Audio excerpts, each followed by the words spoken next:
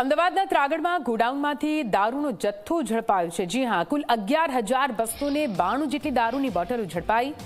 28 લાખનો મુદ્દામાલ પોલીસે જપ્ત કર્યો છે। 2 દિવસ પહેલા જ આ ગોડાઉનને ભાડે રાખવામાં આવ્યું હતું। સીસીટીવીની મદદથી તપાસ કરવામાં આવી રહી છે। 2 દિવસની અંદર જ દારૂનો આટલો મોટો જથ્થો રાખવામાં આવ્યો હોવાની વિગતો છે। ત્રાગડ ગામના જૂના જે ત્યાં ગોડાઉન આવેલા છે એ ગોડાઉનની અંદર દારૂનો જથ્થો પડેલો છે।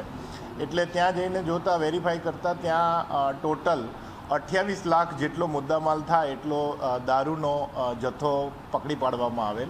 જે ગોડાઉન હતું એમની પાસેથી ખાલી 2 દિવસ પહેલાં જે ગોડાઉન ભાડે રાખવામાં આવેલું હતું ત્યાં 2 હાથી એટલે છોટા હાથી જે વાહન કબજે થયું છે। ઉપરાંત જે એન્ટ્રી એક્ઝિટ છે ત્યાંથી સીસીટીવી કેમેરા એ ચેક કરી અને આ મુદ્દામાલ કોનો છે અને કોણ અહીંયા મૂકીને ગયું છે એની હાલ અમે તપાસ કરી રહ્યા છીએ।